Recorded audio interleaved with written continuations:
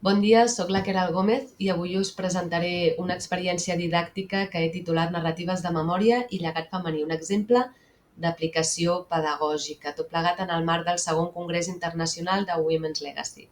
Com ja sabeu, el projecte Women's Legacy té l'objectiu de recuperar i transmetre a les aules el llegat cultural femení. Per això, en aquesta presentació que us porto avui, us porto un exemple concret, una proposta didàctica que combina literatura, fotografia i memòria i que busca inspirar com es pot aplicar aquesta metodologia de Women's Legacy a la pràctica educativa. El punt de partida d'aquesta activitat és Montserrat Roig, que és una de les grans veus de la narrativa catalana del segle XX i també l'he escollit pel seu compromís amb la memòria històrica i amb la visibilització de les dones, cosa que ens dona una base sòlida per treballar a l'aula valors com la memòria, la identitat i el gènere. He escollit un fragment de la novel·la Ramona Déu en què un vell mostra una fotografia del seu fill que ha mort durant la Guerra Civil. En aquest cas, la fotografia esdevé un símbol molt potent que representa el record, el dolor, la identitat, i aquest fragment serà el punt de partida perfecte per fer reflexionar els alumnes sobre com les imatges poden guardar històries i emocions. Per les característiques i el contingut de la lectura, he pensat que era una activitat ideal per a alumnes de quart d'ESO dins del que és la matèria de llengua catalana i literatura. Prèviament els haurem demanat que portin una fotografia, idealment una fotografia real d'una experiència seva, però si no, una fotografia que se la imaginin d'alguna situació, d'algun dia especial que hagin viscut. I a partir d'aquesta fotografia hauran d'escriure un text narratiu amb intenció literària i que estigui inspirat i hagi agafat com a model el text de Montserrat Roig de la novel·la Ramona Déu que haurem treballat prèviament. Així és un exercici que vincula la lectura de Roig amb la pròpia experiència de l'alumnat. Amb aquesta activitat volem treballar principalment tres objectius. Per una banda, l'anàlisi d'un text narratiu que té un fort contingut emocional. En segon lloc, identificar recursos literaris i estilístics. I el tercer seria produir un text narratiu propi a partir d'una fotografia personal. Lligat a aquests objectius, l'activitat es desenvolupa en tres fases. La primera és la lectura i anàlisi del fragment de Montserrat Roig amb unes preguntes guiades sobre el context històric i sobre els recursos literaris que utilitza. En segon lloc, hi hauria la part de reflexió en grup i la posada en comú. I finalment, la tercera fase seria la creació d'un text que es faria de manera individual i a partir de la fotografia que cada alumne ha aportat per fer aquesta activitat. Així és un procés que ens permet passar de l'anàlisi a la producció pròpia d'un text literari.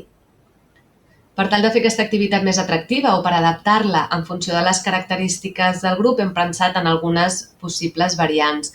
Una seria la d'utilitzar la intel·ligència artificial i crear una imatge a partir del text que ha escrit cada un dels alumnes i valorar fins a quin punt s'assembla o no a la fotografia original que estava intentant descriure.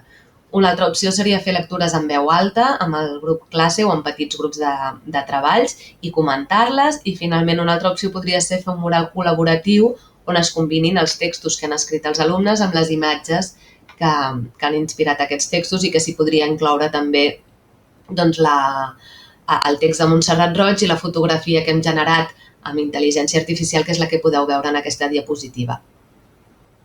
Amb aquesta proposta es treballen diferents competències. En primer lloc, la de comunicació lingüística, perquè els alumnes aprenen a expressar-se millor i a generar, a produir un text amb intenció literària, però també es pot treballar la competència digital gràcies a l'ús d'eines digitals com poden ser des del processador de textos a diccionaris digitals o si s'opta per aquesta variant de la intel·ligència artificial, també és una competència més que es pot treballar. També es treballa la consciència cultural i artística, ja que ens aproximem a la figura de Montserrat Roig i a la seva època i a la seva obra. I finalment també es treballa la competència més personal i social perquè connectem les vivències pròpies de l'alumnat i les comparteixen amb la resta del grup.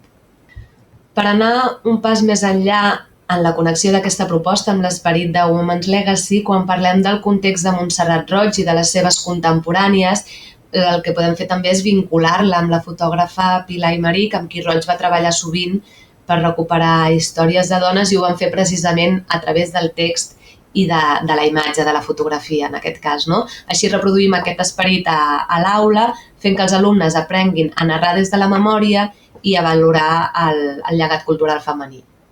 En resum, i ja per anar tancant, crec que aquesta és una proposta que és fàcil de poder portar a l'aula i fins i tot d'adaptar-la també per d'altres contextos educatius o fins i tot en d'altres matèries, treballant amb altres textos o figures similars o fins i tot treballant també amb traduccions del text de Montserrat Roig. Aquest és simplement un exemple pràctic de com portar a l'aula la metodologia de Women's Legacy i una manera, jo crec, de demostrar que treballar amb la memòria i el llegat femení no és només enriquidor, sinó que també pot ser molt inspirador pels alumnes.